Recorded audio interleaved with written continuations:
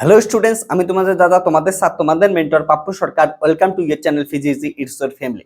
আমরা দেখতেছি রিসেন্টলি কলেজে যারা যারা অ্যাডমিশন নিচ্ছে, সেটা বিএ, বিএসসি, বিকম, তাদের ফার্স্ট সেমিস্টারের রেজাল্ট খুবই খারাপ হচ্ছে। লাস্ট যতগুলো কলেজে দেখা গেছে, সমস্ত কলেজে, সমস্ত ইউনিভার্সিটির আন্ডারে থাকা সমস্ত কলেজে কিন্তু সেম জিনিস টেন্ডেন্সিটা লক্ষ্য করা যাচ্ছে যে ফার্স্ট সেমিস্টারের স্টুডেন্টের রেজাল্ট খারাপ হচ্ছে।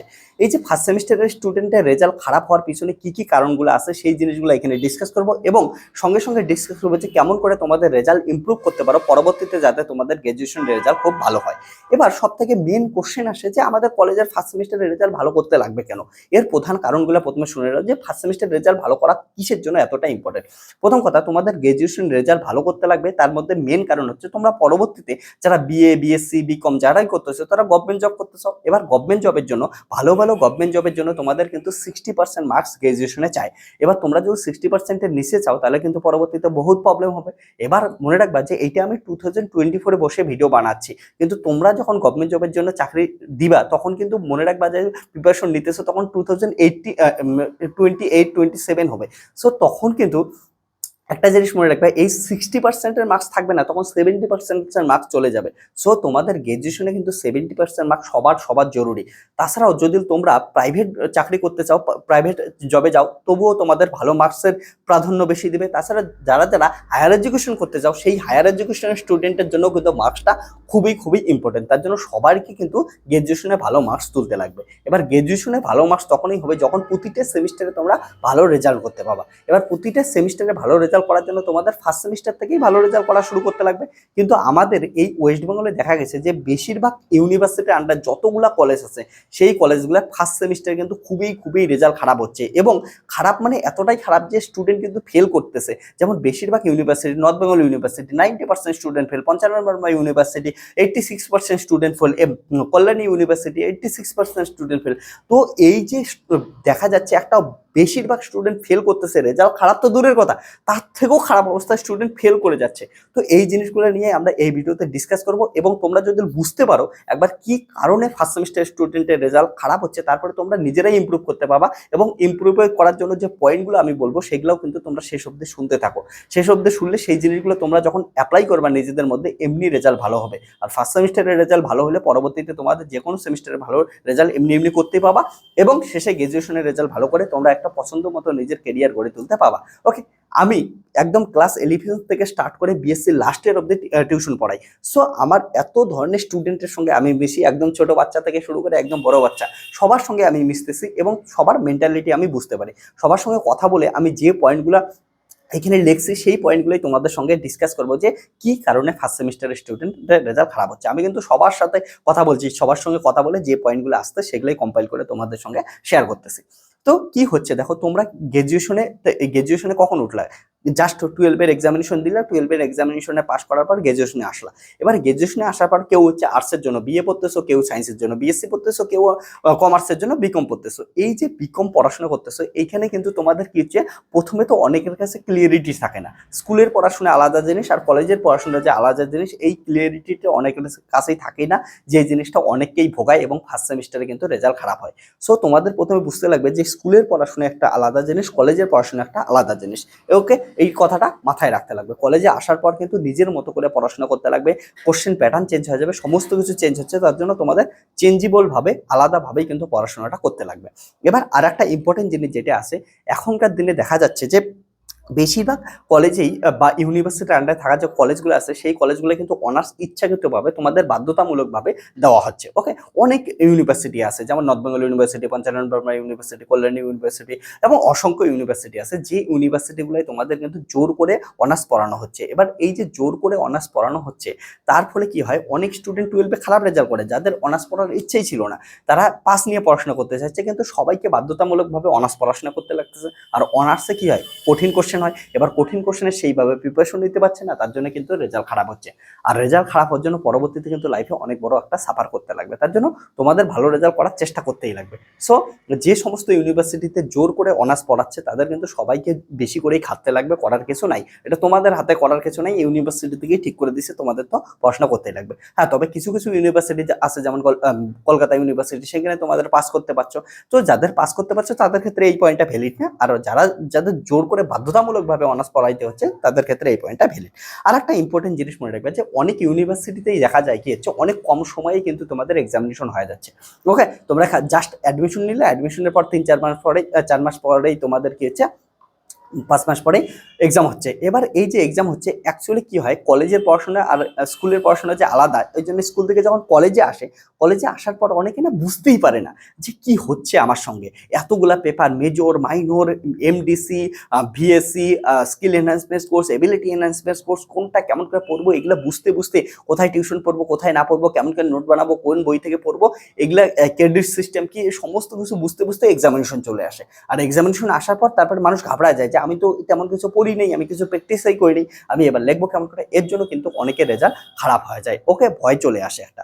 ওকে, আর একটা ইম্পর্টেন্ট জিনিস হচ্ছে ল্যাক অফ ক্লিয়ারিটি। তোমাদের কি থাকে প্রবলেম হচ্ছে, অনেকে কি করো এরপরে কলেজে ভর্তি হওয়ার পরেও ঠিক করো যে আমি এটা অনার্স নিয়ে ঠিক করলাম তো, আমি এটা পাবো তো, আমি অন্যটা চাইছিলাম অন্যটা পাইলাম না তো, আমি এই কলেজে কেন পাইলাম অন্য কলেজে কেন পাইলাম না, ওই কলেজে আমার পড়ার ইচ্ছে ছিল, বন্ধু বান্ধব ওইখানে চলে গেছে, এখানে বন্ধু বান্ধব নাই।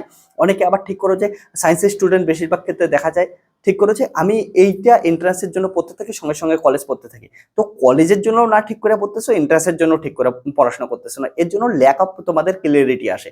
আর এই ল্যাক অফ ক্লিয়ারিটির জন্য কিন্তু তোমরা অনেক ফেসে যাও, তারপরে হচ্ছে কলেজের পরীক্ষা চলে আসে, তখন আর রেজাল্ট ভালো হয় না। এটা আর একটা ইম্পর্টেন্ট কোশ্চেন যে ল্যাক অফ ক্লিয়ারিটি থাকে। তারপরে বাংলা মিডিয়ামের স্টুডেন্টের জন্য যেটা প্রবলেম হয়, যারা যারা তোমরা স্কুল লাইফ অব্দি বাংলা মিডিয়ামে পড়াশোনা করতেছো, কলেজে গেলে তো সবারকে ইংলিশ দিয়ে পড়াশোনা করতে লাগতেছে। এবার আমাদের ওয়েস্ট বেঙ্গলে বেশিরভাগ কলেজেই দেখা যায়, যেগুলো ভালো কলেজ আছে সেগুলো তো ইংলিশ দিয়ে পড়ানো হয়, আর অনেক কলেজে আবার বাংলা দিয়েও পড়ানো হয়, কিন্তু লিখতে লাগে সবার ইংলিশ দিয়ে। এবার যখনই ইংলিশ দিয়ে লিখতে লাগে, ওইখানে গিয়ে না অনেকের হচ্ছে ঘাবড়া যায়। কি হয়, ফার্স্ট ইয়ারে তোমরা হচ্ছে উঠছো, বাংলা দিয়ে এতদিন লেখে লেখে অভ্যাস, এবার ইংলিশ দিয়ে পড়াশোনা করতে লাগতেছে, বই ইংলিশে, সমস্ত কিছু ইংলিশে। এবার ইংলিশ দিয়ে যখনই লিখতে লাগতেছে, ইংলিশ দিয়ে পড়তে লাগতেছে, তখন না কনফিডেন্স পাওয়া যায় না যে আমি পড়লাম এটা কোশ্চেন, অ্যান্সারটা আমি ইংলিশ দিয়ে সত্যি সত্যি লিখতে পাবো তো, এত বড় ইংলিশ দিয়ে পুরো খাতা লিখতে পাবো তো। তো ওইটাই না অনেকের কেছেও ভয় ধরে। তবে আমি একটা জিনিস বলবো, ইংলিশ নিয়ে ভয় পাওয়ার কিছু নেই, ইজিলি পড়াশোনা করা ইজিলি হয়ে যাবে, ঠিক আছে। ওকে, সো ইংলিশ একটা অনেক বড় ফ্যাক্টর তোমাদের কিন্তু জীবনে আসে। বাংলা মিডিয়াম স্টুডেন্টের জন্য, ইংলিশ মিডিয়াম স্টুডেন্টের জন্য এই পয়েন্টটা ভ্যালিড না। ওকে, আর একটা জিনিস মনে রাখতে লাগবে, তোমাদের কিন্তু লো অ্যাটেন্ডেন্স একটা খুব বড় ভূমিকা পালন করে। তোমরা কি করো, অনেকে কলেজে যাও না, কলেজে না যাওয়ার মেন কারণ হচ্ছে তোমাদের হয়তো বাড়ি থেকে কলেজের ডিস্টেন্স অনেক বেশি, অনেকের হয়তো বন্ধু বান্ধব তোমরা তৈরি করতে পারো না, সেই বন্ধুরা অন্য জায়গায় চলে গেছে, সেটা নিয়ে মন খারাপ আছে। বা অনেকে যাও কিন্তু কলেজের টিচারদের পড়াশোনা ভালোই লাগে না, টিচারদের যেহেতু পড়াশোনা ভালো লাগে না, তার জন্য তোমরা কি করো আর কলেজে যাইতে চাও না।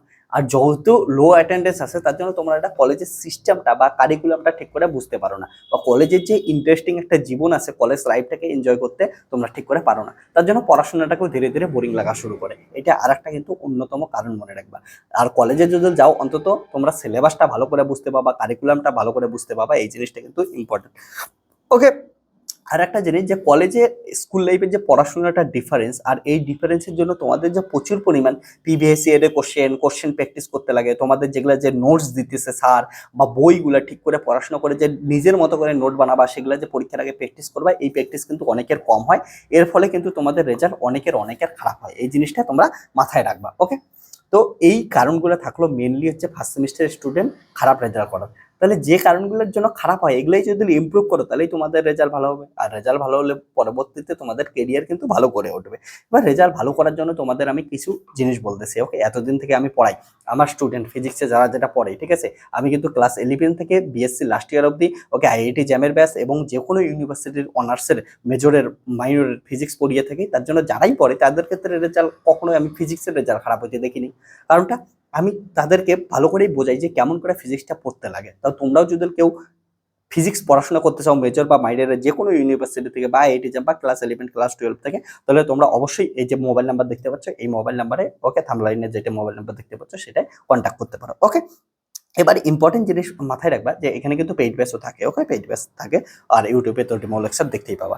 এবার আমি কি কি সাজেস্ট করবো যে ভালো রেজাল্ট কেমন করে করতে পারবো, যে কোনো আর্টস কমার্স সায়েন্স যে কোনো স্টুডেন্টের ক্ষেত্রে ভালো রেজাল্ট করার জন্য প্রথম কাজ হচ্ছে নিজেদের যে কোশ্চেন যেগুলো পড়াচ্ছে, নোটস দিতেছে, সেই নোটসগুলা তোমাদের স্যার দিতেছে, সেই নোটসগুলা পড়ো, বই পড়ো ভালো করে, এবং নিজের মতো করে নোটস বানাও, বুঝে বুঝে পড়াশোনা করো। আর পরীক্ষার সময় কিন্তু প্রচুর প্র্যাকটিস করো, practice practice practice. Practice makes you perfect. যদি প্র্যাকটিস না করো তাহলে রেজাল্ট কিন্তু কোনোদিন ভালো হবে না, এটা আমি গ্যারান্টি দিলাম। তোমাদের যে ইংলিশের ভয় পাচ্ছ সেটাও প্র্যাকটিস করলেই ঠিক হয়ে যাবে, পরবর্তীতে দেখবা যে ইংলিশের কিছু ভয়ই নেই। তার জন্য প্র্যাকটিস করা খুবই ইম্পর্টেন্ট, প্র্যাকটিস কিন্তু খুবই ইম্পর্টেন্ট। ওকে, তাহলে বুকস আর নোটস দুটো মিলেই তোমার নিজের মতো করে নোটস বানাও। প্রিভিয়াস ইয়ারের কোশ্চেনগুলো দেখো, প্রিভিয়াস ইয়ারের কোশ্চেন দেখে সেই কোশ্চেনগুলোর অ্যান্সার লেখার চেষ্টা করো। অনেকেই কি করো, প্রিভিয়াস ইয়ারের কোশ্চেন ডাউনলোড করলে, ডাউনলোড করার পর তোমরা করতে এটাও পারি এটাও পারি এটাও পারি টিক মার্ক দিতেছো, কিন্তু তোমরা ওটা খাতায় লিখে লিখে না দেখে লিখতেছো না। ওকে, না দেখে পড়তেছো না, নিজের মতো করে কোশ্চেনটা বানাচ্ছ না। এই জন্য কি হয়, যখন তোমরা অ্যান্সার লিখতে যাবা পরীক্ষায় তখন কিন্তু তোমাদের আর কনফিডেন্স আসে না, তখন অর্ধেকটা লেখার পর ভুলে যাবা। এটাই কিন্তু একদম স্বাভাবিক জিনিস। ওকে, তার জন্য তোমাদের সবাইকে ফলো করতে লাগবে কি, বাড়িতে না দেখে, পরীক্ষায় যেমন করে না দেখে লিখতে লাগে তেমন করে কিন্তু বাড়িতেই না দেখে লেখা প্র্যাকটিস করতে লাগে। ওকে, বাড়িতে না দেখে লেখা প্র্যাকটিস করো, ভালো করে প্র্যাকটিস করো, তার পরবর্তীতে কিন্তু তোমাদের কি হবে, রেজাল্ট এমনি ভালো হবে। আর একটা ইম্পর্টেন্ট জিনিস, সেটা কলেজে যখন অ্যাডমিশন হলো, তোমাদের কিন্তু স্কুলে যেমন কি হচ্ছে একবারে তোমরা ফাইনাল এক্সামিনেশন দিচ্ছ, ক্লাস 12-এ টেস্ট পরীক্ষা, টেস্টের রেজাল্ট যোগ হয় না, তারপরে একদম ফাইনাল এক্সামিনেশন দিচ্ছ। আর কলেজের ক্ষেত্রে কি হচ্ছে, তোমরা যেটা এক বছরের 12-এ এক্সামিনেশন দিয়ে আসছে সেটা কিন্তু তোমাদের কলেজে 6 মাসে একটা সেমিস্টার হচ্ছে। এবার 6 মাসের মধ্যে অনেকগুলা, যেমন ইন্টারনাল এক্সামিনেশন হচ্ছে, ওকে, মিড টার্ম হচ্ছে, তারপর ফাইনাল এক্সামিনেশন হচ্ছে। তো তোমাদের প্রতিটা ইন্টারনাল এক্সামিনেশন, তারপরে তোমাদের প্রজেক্ট, সমস্ত কিছুর নাম্বার কিন্তু যোগ হচ্ছে, অ্যাটেন্ডেন্সের নাম্বার যোগ হচ্ছে। তো তোমাদের অনেক কি হয়, ঠিক করে প্র্যাকটিস করো না। এবার যদি প্র্যাকটিস না করো তাহলে, বা কলেজ যখন ভর্তি হইলে ভর্তির পর থেকে যদি পড়াশোনা শুরু না করো, তাহলে হঠাৎ করে দেখবে যে 1 মাস পরে তোমাদের ইন্টারনাল এক্সামিনেশন হচ্ছে বা 2 মাস পরে ইন্টারনাল এক্সামিনেশন হচ্ছে। সেই ইন্টারনাল এক্সামিনেশনে তুমি ভালো লিখতেই পারো নাই, কারণটা লিখতে না পাওয়া স্বাভাবিক জিনিস, কারণটা ঠিক করে পড়াশোনা করো নাই, বাড়িতে প্র্যাকটিস করো নাই। এবার বাড়িতে যদি নিজের মতো করে না দেখে দেখে লেখা প্র্যাকটিস না করো, ইন্টারনাল এক্সামিনেশন লিখতে পাবো না। আর ইন্টারনালে যদি তোমার রেজাল্ট খারাপ হয়, সেটা তোমাদের ফাইনালের রেজাল্টও খারাপ হবে, কারণটা ফাইনালের রেজাল্ট সবকিছু মিলেই তৈরি হয়, অ্যাটেন্ডেন্সের নাম্বার, ইন্টারনালের নাম্বার, ঠিক আছে, ফাইনাল এক্সামিনেশন নাম্বার, সবকিছু মিলে তৈরি হয়। তার জন্য ইন্টারনালটাকেও কিন্তু তোমাদের ভালো করে ফোকাস করতে লাগবে। আর ইন্টারনালে ভালো রেজাল্ট তখনই হবে যদি কলেজে অ্যাডমিশন নেওয়ার সঙ্গে সঙ্গে তোমরা পড়াশোনা শুরু করে দিছো, নিজের মতো করে নোটস বানাইছো, এবং সেই নোটসগুলো কিন্তু তোমরা প্র্যাকটিস করা শুরু করো।